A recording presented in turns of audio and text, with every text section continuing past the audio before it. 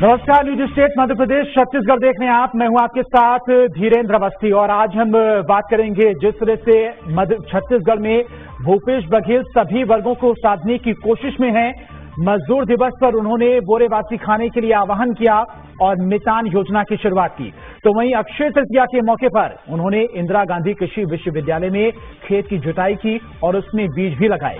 अपने कार्यक्रम के जरिए भूपेश बघेल लगातार चुनावी तैयारियों में लगे हैं, जिसके तहत वो किसान, मजदूर और आदिवासियों को साधने में लगे हैं, जो लगातार बीजेपी के लिए चुनौती बन रही है। ऐसे में सवाल ये उठता है कि बघेल का क्या है माटी मॉडल, छत्तीसगढ़िया मिजाज के मायने क्या हैं, लोकल के लिए वोकल क्यों है बघेल, ग्रामीण योजनाओं पर फोकस क्यों है मुख्यमंत्री भूपेश बघेल का, 2023 में कटेगी सियासी फसल। ऐसे और कई सवालों के साथ में हम चर्चा करेंगे, जिसमें हमारे साथ में पार्टी के नेताओं के और मेहमान भी अपना पक्ष रखेंगे। लेकिन मेहमानों के पास जाने से पहले ये रिपोर्ट देखिए। आज के मेहमान जो है उनसे परिचय भी कराएंगे इस रिपोर्ट के बाद।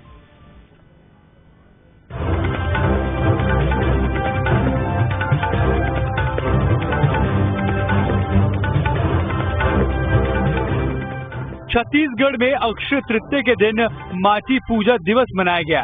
माटी पूजा दिवस की शुरुआत मुख्यमंत्री भूपेश बघेल ने खेत में ट्रैक्टर चलाकर की। परंपराओं के मुताबिक मुख्यमंत्री भूपेश बघेल ने धोती कुर्ता पहनकर पूजा की, जो किसानों की पोशाक मानी जाती है।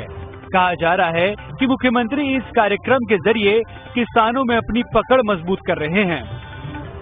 अक्षय तृतीया के दिन सब किसान मन अपन नवा खेती की शुरुआत करथे। नवा साल हमार मन बर हरे। माटी के पूजा हमन करथन, धरती माता के पूजा करथन। वेद पुराण में भी अनुमति लेके एक परंपरा है। वही परंपरा ले हमार किसान मन आगे बढ़ा है कि धरती माता से हमन अच्छा फसल के अनुमति हमन मांगथन, आशीर्वाद मांगथन धरती माता से। सिर्फ कार्यक्रम के जरिए ही नहीं, भूपेश बघेल योजनाओं के जरिए भी ग्रामीण इलाकों में अपनी पकड़ मजबूत कर रहे हैं। राज्य सरकार कई ऐसी योजनाएं चला रही है जिनसे ग्रामीण इलाकों की आमदनी बढ़ी है। आइए अब इन योजनाओं पर एक नजर डालते हैं। फोर्टिफाइड चावल वितरण योजना, राजीव गांधी किसान न्याय योजना, छत्तीसगढ़ भूया डिजिटल हस्ताक्षरित भू नक्शा, छत्तीसगढ़ गोधन न्याय योजना, छत्तीसगढ़ पौनी पसारी योजना, छत्तीसगढ़ मिसल बंदोबस्त रिकॉर्ड, वृद्धा पेंशन योजना, मुख्यमंत्री सक्षम सुरक्षा योजना। राज्य के हर वर्ग के बीच भूपेश बघेल की सक्रियता भारतीय जनता पार्टी के लिए परेशानी बढ़ाने वाली है, क्योंकि अगर राज्य की जनसंख्या पर नजर डाले तो राज्य की कुल जनसंख्या 2.5 करोड़ से ज्यादा है। शहरी इलाकों में करीब 60 लाख लोग रहते हैं, ग्रामीण इलाकों में करीब 2 करोड़ लोग रहते हैं। मतदाताओं की संख्या करीब 1.90 करोड़ है। नूतन नया हो तो बताओ भूपेश जी। छत्तीसगढ़ के जनता जानना चाहते कि आप हवाई जहाज और रेलगाड़ी बैलगाड़ी को कैसे आवत हो। यहाँ के नौजवान के लिए जो घोषणा किए हो वो वादल पूरा करो। संविदा कर्मी ला परमानेंट करो, शराब ला बंद करो, इसीलिए ध्यान मत हटाओ। यही आपसे कहना है। राज्य में लोगों के बीच भूपेश बघेल लगातार अपना जनाधार बढ़ाते दिख रहे हैं। ऐसे में अगर चुनावी तैयारियों की बात करें तो कांग्रेस भूपेश बघेल के नेतृत्व में बढ़त बनाती दिख रही है। अभी विधानसभा चुनाव में करीब 1 साल का समय है। अब देखना होगा कि भारतीय जनता पार्टी के पास भूपेश बघेल के चक्रव्यूह से निकलने के लिए क्या योजना है। Team news state. और इन्हीं तमाम सवालों और मुद्दों के साथ में हमारे साथ तमाम मेहमान जुड़ गए, जिनके साथ हम चर्चा करेंगे। अमित चिमनानी वरिष्ठ नेता हैं बीजेपी के, जो हमारे साथ चर्चा में शामिल हो रहे हैं। बहुत बहुत स्वागत है आपका अमित जी। और वरिष्ठ नेता कांग्रेस के नितिन भंसाली भी हमारे साथ जुड़े हुए हैं, इनके साथ भी हम चर्चा करेंगे। के शर्मा वरिष्ठ पत्रकार हैं, उनसे भी हम समझने की कोशिश करेंगे कि छत्तीसगढ़ की राजनीति में इस वक्त किस तरह की हलचल है। तस्वीरें जो मुख्यमंत्री भूपेश बघेल की लगातार आ रही हैं कार्यक्रमों की, योजनाओं की, उसका क्या कुछ मकसद है। सबसे पहले हम वरिष्ठ नेता बीजेपी के अमित जी के पास आना चाहेंगे। जिस तरह से मुख्यमंत्री भूपेश बघेल अमित जी एक्टिव दिखाई दे रही हैं, 2023 में बीजेपी की राह आसान होने वाली नहीं है। बीजेपी की तैयारियां कहां हैं? देखिए, हमारी विस्तारक योजना शुरू है। हम तो बूथ लेवल पर काम कर रहे हैं, शक्ति केंद्रों में काम कर रहे हैं और हमारे कार्यकर्ता एक एक बूथ पर 10 दिन 10 घंटे परिश्रम कर रहे हैं। तो हमारी तो जो तैयारी रहती है वो है। यहाँ पर परेशानी कांग्रेस के लिए है, जहाँ पर 34 विधायकों का रिपोर्ट कार्ड खराब आया है। मतलब आधे से ज्यादा विधायकों ने काम नहीं किया है, तो ये एक बहुत बड़ी असफलता है। दूसरी तरफ आज देखिए कि युवा आयोग के सदस्य थे कांग्रेस के, उन्होंने अपने ही विधायक के खिलाफ भ्रष्टाचार की शिकायत कर दी और ये कहा कि इन्होंने बड़ा भ्रष्टाचार किया, अब उनको निलंबित करना पड़ा ताकि ये भ्रष्टाचार का केस दबाया जा सके। और जो विधानसभा के स्पीकर हैं माननीय चरणदास महंत जी, उन्होंने कहा कि कुपोषण पे काम करने की जरूरत है, कुपोषण बढ़ गया है। टीएस सिंहदेव ने ये कहा कि अभी कई वादों पे काम हमने शुरू ही नहीं किया है, बहुत सारे वादों पे हम काम करें, इसकी सरकार को जरूरत है। ये मैंने विपक्ष की बात नहीं बताई है धीरेन्द्र, ये मैंने कांग्रेस के लोगों की बात बताई है, जो कांग्रेस के खुद के लोग कह रहे हैं। अभी हमारा तो आरोप आया ही नहीं है, तो इससे हम इस बात को महसूस करें कि कितनी बड़ी एंटी इनकम्बेंसी डेवलप हो चुकी है। हवाई बातें बैनरों पोस्टरों में अच्छा लगेगा, सरकार बहुत पैसा खर्चा कर रही है, बैनर पोस्टर में झूठे आंकड़े दे रही है, 20,000 लोगों को नौकरी दी है ऐसा विधानसभा में बताते हैं, लेकिन जो पोस्टर लगा होता है उसमें कहते हैं कि 4,65,000 लोगों को नौकरी दी। तो इस प्रकार को कांग्रेस सरकार चल रही है। तो लेकिन अमित जी, अगर बात करें बेरोजगारी दर की, तो जो आंकड़े अभी पूरे देश भर में बेरोजगारी के आए हैं उसमें दूसरे नंबर पर छत्तीसगढ़ है, 0.6 बेरोजगारी दर पहुंच गई है छत्तीसगढ़ की अगर बात करें। देखिए, कोरोना काल में जब विश्व की अर्थव्यवस्थाएं ध्वस्त रही, 3-3 महीने लॉकडाउन लगा, लोगों को जान बचाने की चुनौती थी, तब यहाँ 100 में से 100 लोगों को रोजगार सरकार बता रही है कि है। ये आंकड़े एजेंसी को सरकार खुद देती है और 18 लाख लोग ऐसे हैं जो रजिस्टर्ड हैं बेरोजगार के रूप में, सरकार के पास ही है वो आंकड़ा। और जो नौकरी देने की बात है उसमें 20,000 लोगों को मात्र नौकरी 3 सालों में मिली है। ये विधानसभा में मुख्यमंत्री ने खुद माना है। तो आप देखिए कि कहां पर 18 लाख रजिस्टर्ड अनएम्प्लॉय जो लोग हैं वो 20,000 लोगों को नौकरी, और ये आंकड़ा कहीं मैच नहीं खाता है, सबको पता है ये गलत। ठीक है अमित जी, आपने इतने सारे सवाल उठाए हैं तो इन सवालों का जवाब भी ले लेते हैं। नितिन जी, आंकड़े आपके झूठे हैं? सबसे पहले जो दर्शक हमें टीवी में देख रहे हैं उन्हें अक्षय तृतीया और सूर्य जयंती और ईद की मैं बहुत बहुत शुभकामनाएं देता हूं कांग्रेस पार्टी की ओर से। बात है अभिमान की, छत्तीसगढ़ या स्वाभिमान की। डिबेट का जो विषय था उस विषय से तो मुझे लगता है बीजेपी के प्रवक्ता भी भटक गए और मुझे लगता है गिरीश जी आप भी दूसरा ही प्रश्न कर रहे हैं। बात तो संस्कृति की थी और वो नहीं, बात संस्कृति की हो रही, लेकिन कार्यकाल की भी बात होगी। ठीक, 1 साल के बाद चुनाव भी है। मैं भारतीय जनता पार्टी के प्रवक्ता को सुन रहा था, टोटली पॉलिटिकल लब्बाजी की उन्होंने इस दौरान कहीं कहीं उन्होंने न संस्कृति की बात की न कोई बात की, वो डिबेट के विषय से ही हट गए। तो ठीक है, विषय से हटकर बात करते हैं। बेरोजगारी पे आता हूँ, मैं भी छूट देता हूँ। नहीं, बेरोजगारी को लेकर देखिए उनकी तरफ से जो सवाल उठाया गया उसके बारे में भी मैंने उनको जानकारी जवाब देता हूँ।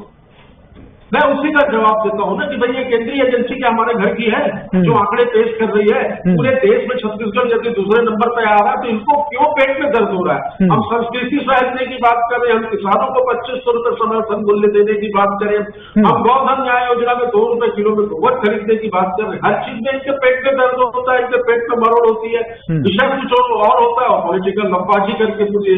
विपक्ष की भूमिका ही यही है नितिन जी, विपक्ष की भूमिका भी यही है। सरकार की तरफ से जो योजनाएं लाई जाएंगी तो विपक्ष की तरफ से सवाल तो उठाए ही जाएंगे। का काम करते हैं, चाहे केंद्र के मुद्दे हो चाहे राज्य के मुद्दे हो। ये बहुत अच्छी तरीके से ये ध्यान भटकाने का काम इनका बहुत ही अच्छा। जब इनको लगता है कि हम इस बात में नहीं तो उस लफाजी में करके किसी भी तरीके से ये आधे घंटे की डिबेट खत्म कर दे, तो ऐसा नहीं होता है।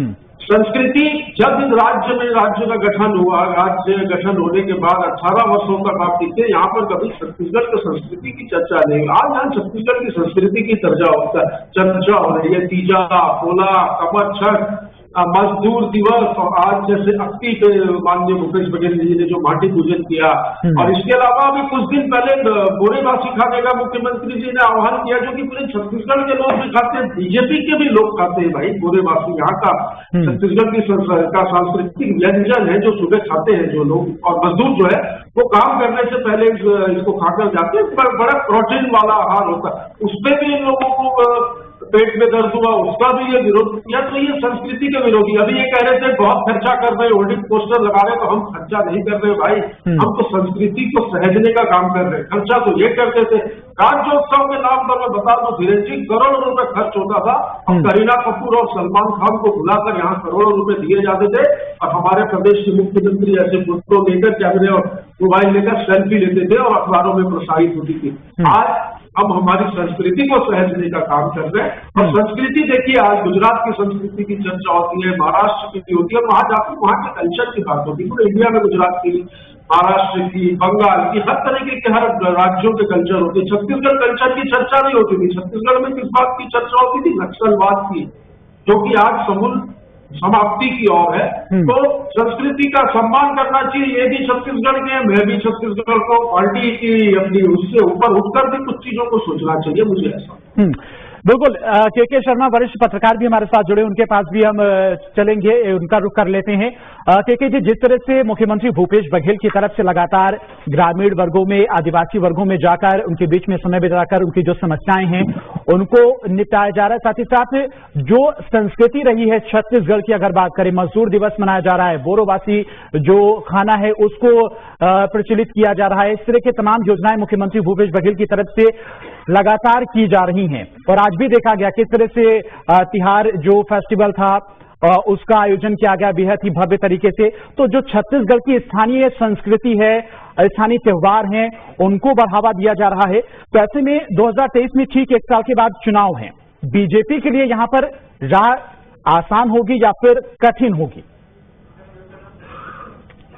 छत्तीसगढ़ राज्य निर्माण के बाद छत्तीसगढ़ सभ्यता, संस्कृति, खान पान और भाषा, छत्तीसगढ़ बोली को भाषा का दर्जा देना, राजभाषा का दर्जा देना, ये सब शुरू से ही चला आ रहा है और स्थानीय लोगों की भावनाओं से जुड़ा मामला है। इसके साथ ही एक विकास का भी मुद्दा रहा है कि आपने विकास की दिशा में कितना काम किया है, स्वास्थ्य, शिक्षा, सड़क, नाली, पानी, बिजली के लिए कितना काम किया है, लोगों तक, घरों तक कितना आप पहुंचे, ये भी एक विषय रहा है। लेकिन भूपेश बघेल के आने के बाद जो ये आयोजन जो हो रहा है लगातार, छत्तीसगढ़ संस्कृति का एक राजकीयकरण कहा जाए कि सत्ता में बैठे लोग, मुख्यमंत्री की उपस्थिति में अधिकारी और मंत्री, विधायक, जी आपकी आवाज थोड़ा साफ नहीं आ पा रही, टेक्निकल इश्यू आ रहा है, आपके पास वापस लौटेंगे। लेकिन अमित जी का रुख करते हैं। अमित जी, जिस तरह से मुख्यमंत्री भूपेश बघेल लगातार छत्तीसगढ़ की संस्कृति को आगे बढ़ावा दे रहे हैं, उससे आपको तकलीफ क्यों है? आप भी छत्तीसगढ़ के हैं, आपको भी उसमें शामिल होना चाहिए।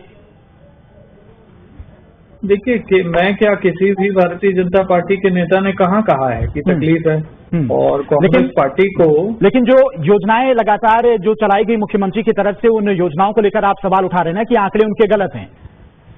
हाँ, ये संस्कृति और योजनाएं जरा मिक्स हो रही हैं, तो अलग अलग रखता हूं मैं। तो संस्कृति में पहली बात तो किसी को दिक्कत नहीं है। मैं बताना चाहूंगा कि छत्तीसगढ़ प्रदेश को बनाया अटल बिहारी वाजपेयी जी है, और छत्तीसगढ़ को राजभाषा का जो दर्जा मिला वो भाजपा की सरकार में मिला। और ये संस्कृति की बात कर रहे हैं, तो मैं पूछना चाहूंगा कांग्रेस के प्रवक्ता से, तो क्या छत्तीसगढ़ के लोग बोरेबासी कांग्रेस के कार्यकाल में ही खाना शुरू किए हैं क्या? क्या जो तीजा पोला मनाते थे वो पहले लोग नहीं मनाते थे? मुझे तो बड़ी हैरानी होती है। कांग्रेस मतलब उस चीज का क्रेडिट लेने का प्रयास कर रही है जो हजारों साल से छत्तीसगढ़ के लोग कर रहे हैं। ठीक है, क्योंकि उनके पास काम गिनाने के नहीं है। नितिन जी ने कुछ बातें की, उसका जवाब देना चाहूंगा। वो जवाब नहीं दिए, वो भटक गए क्योंकि उनके पास जवाब नहीं थे, लेकिन मैं दूंगा। उन्होंने कहा कि हम संस्कृति को प्रचारित करने के पोस्टर लगा रहे हैं। मैंने बेरोजगारी दर के पोस्टर की बात की थी, आप उसको संस्कृति के पोस्टर इसलिए बोल गए क्योंकि आपको और कांग्रेस पार्टी को भ्रमित करना है। आपने ये कहा कि मैंने लफाजी की, मैंने चरणदास महंत जी के जो बातें थी उसको कोट किया, टीएस सिंहदेव की बातों को कोट किया और आपके युवा आयोग के सदस्य की बातों को कोट किया। तो मतलब वो तीनों लफाजी कर रहे थे, आप ये कह रहे हैं।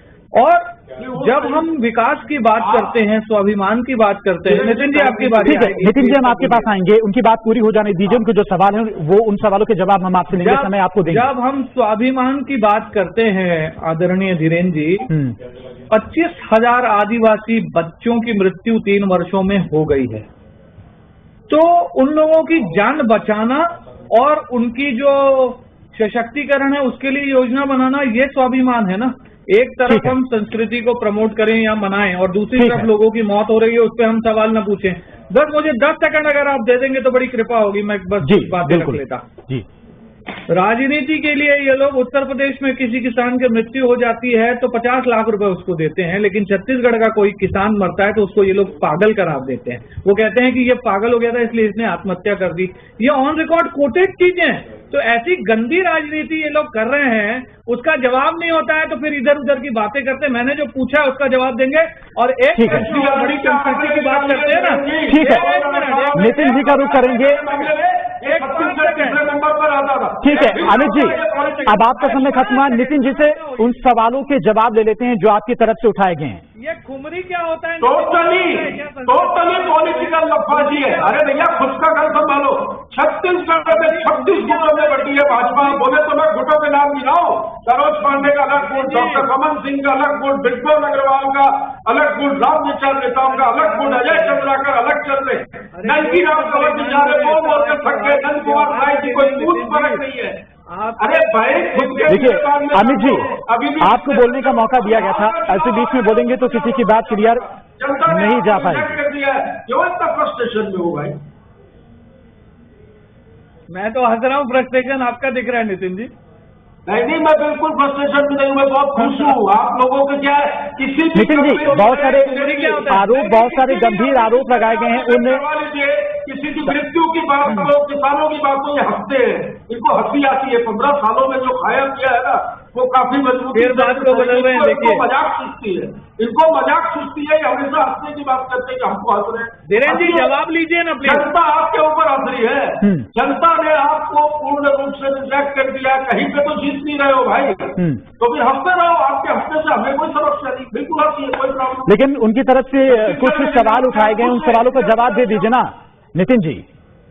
कौन से सवाल बताइए ना, एक एक सवाल मैं देता हूँ जवाब, आप करिए सवाल। अमित जी की तरफ से तमाम सारे सवाल उठाए गए हैं, गंभीर आरोप लगाए गए हैं।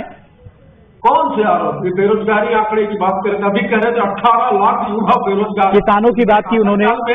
2018 की बात करो, 2018 में हमारी सरकार जब बनी कांग्रेस की तो रजिस्टर्ड 45 लाख युवा बेरोजगार थे। 18 लाख हो गए ना, कम तो हुए। ये खुद ही एक्सेप्ट है, अरे झूठ आप बोल रहे हो। और वो 18 लाख जो है वो बहुत लोगों को रोजगार। अमित जी आपके पास हम आएंगे, वापस आएंगे। मेरा निवेदन है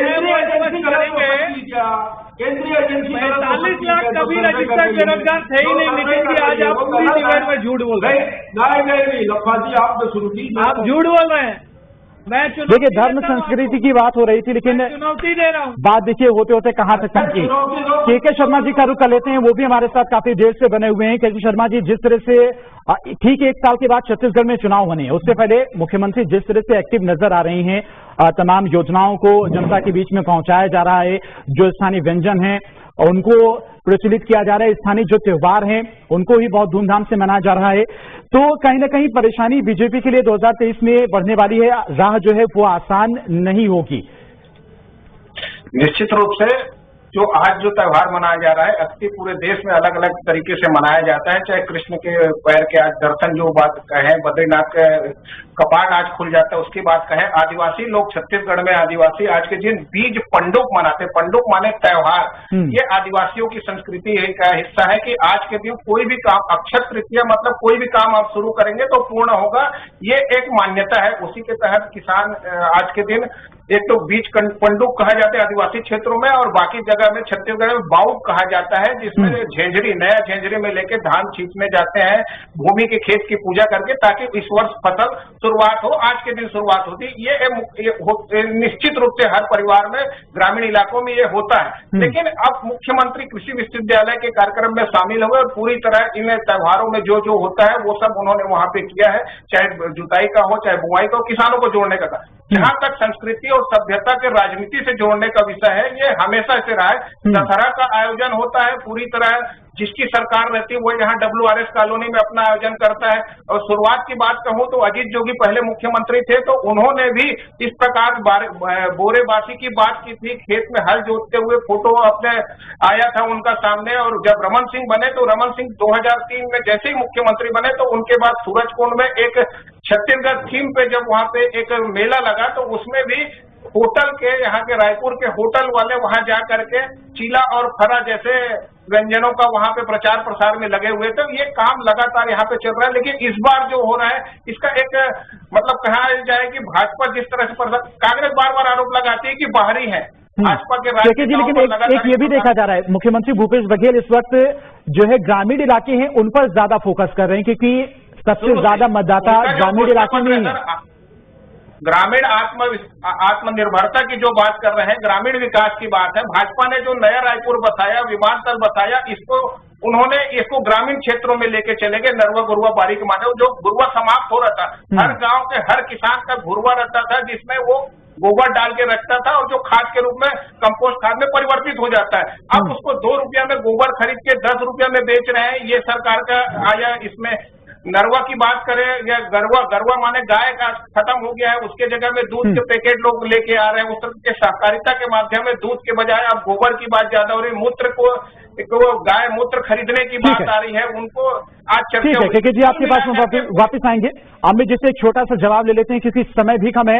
अमित जी, 2023 में किस तरह से आप कांग्रेस का सामना करेंगे, किस तरह से तैयारी आती है, क्योंकि कांग्रेस के पास 5 साल का एक रिपोर्ट कार्ड है, एक मॉडल है, जिस तरह से तमाम योजनाएं चलाई गई उसका। देखिए, अभी एक उपचुनाव हुआ, अगर रिपोर्ट कार्ड होता तो उसमें उसकी बात होती। इन्होंने 29 नई घोषणाएं कर दी, पुरानी घोषणाओं का हिसाब नहीं दिया। और दूसरा, जहां जहां इन्होंने छत्तीसगढ़ की मॉडल छत्तीसगढ़ प्रदेश के बाहर की है, वहां पे कांग्रेस के लोगों की जमानत जब्त हुई है, आसाम, बिहार, उत्तर प्रदेश। तो इनके पास रिपोर्ट कार्ड नहीं है, काम नहीं किया है, जो वादे किए थे वो पूरे नहीं किए हैं। इसीलिए ही ये सब में लोगों को थोड़ा सा उलझाने का प्रयास है। काम की बात करते नहीं है। मैं काम की बात कर रहा था तो फिर ये कहेंगे नहीं भी हम काम की बात नहीं करेंगे, हम तो संस्कृति की बात करेंगे। करिए ना, लेकिन एक आदिवासी संस्कृति को आप बढ़ाएंगे तो आदिवासी जिंदा रहे, उसका पेट भरा रहे, उसका जीवन खुशहाल रहे, उसकी चिंता कौन करेगा? तो वही काम तो मुख्यमंत्री जी कर रहे हैं। ठीक है, जवाब ले लेते हैं नितिन जी से इन तमाम सवालों के। नितिन जी, आदिवासियों की जमीन को जिन लोगों ने छीनने का काम किया वो तो कम से कम आदिवासियों, देखिए यही रिपोर्ट कार्ड है। बेहतर होगा ना, रिपोर्ट कार्ड तो आपका अपनी बात करते नहीं हो ना। अमित जी बीच में नहीं, अमित जी बीच में नहीं, अपनी कोई बात। अमित जी बीच में नहीं, समय आपको दिया था बोलने का। जिला बनाएंगे, नितिन जी इस वक्त शांत थे, अब उनको भी बोलने का मौका दिया गया, बीच में आप ना बोलिए। बिजली बिल हाफ करेंगे, कर दिया। किसानों का कर्जा माफ करेंगे, कर दिया। और कितना गिनाओ, बहुत कुछ है। इनके पास कोई मुद्दे नहीं है। छत्तीसगढ़ में विपक्ष मुद्दा विहीन है। जो नियम, जो निर्देश और जो आदेश उत्तर प्रदेश में लोकतांत्रिक होते हैं, वही नियम, वही आदेश और वही चीजें छत्तीसगढ़ में इनकी नजर में अलोकतांत्रिक हो जाती है। तो पहले अपना गिरेबान जाएंगे। छत्तीसगढ़ प्रगति के पथ पर अग्रसर है और भाजपा को अभी बहुत मंथन की जरूरत है। जैसा कि मैंने कहा, छत्तीसगढ़ में 36 वोटों में बटी पार्टी है, पहले उसको समेट ले, युद्धों को मना ले, आपस में सेटल कर लेंगे टीम का कप्तान कौन है, पहले तो ये तय कर ले। कप्तान कोई है नहीं, सारे अभी अपनी वर्चस्व की लड़ाई लड़ रहे हैं कि कौन नेता प्रतिपक्ष बनेगा या कौन प्रदेश अध्यक्ष बनेगा या कौन हाईकमान को खुश करेगा। इसी चीज में ये लगे रहने दीजिए। हम तो काम करने वाले लोग हैं, काम कर रहे हैं। और काम मुख्यमंत्री कितने हैं? सरकार में है, हम काम के बदौलत सरकार में है और काम के बदौलत आने वाले 20 साल सरकार में रहेंगे। ठीक है, केके शर्मा जी का रुख कर लेते हैं। केके जी, जिस तरह की तस्वीरें लगातार देखने को मिल रही हैं, उससे क्या कुछ अगर समझने की कोशिश की जाए तो आज की राजनीति फिलहाल किस ओर जाती हुई दिखाई दे रही है? विकास के मुद्दों की बात होगी, संस्कृति की बात होगी चुनाव में?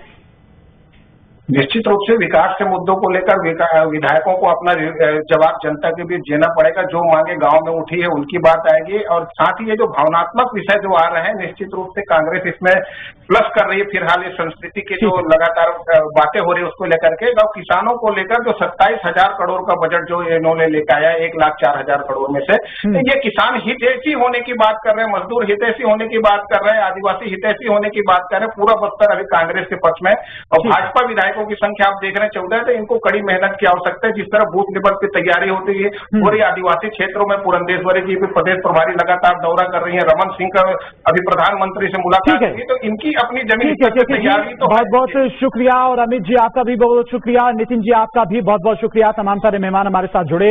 कौन मुद्दे होंगे 2023 के चुनाव में, ये वक्त आने वाले समय पर बताएगा। अगले साल चुनाव है, संस्कृति को बढ़ावा देने की बात की जा रही, किसानों की बात की जा रही है, लेकिन चुनाव के वक्त कौन से वो मुद्दे होंगे जो इस बार हावी रहेंगे, वक्त बताएगा। फिलहाल बुलेटिन में इतना ही, लेकिन न्यूज स्टेट पर खबरें लगातार जारी हैं। बने रहिए न्यूज स्टेट।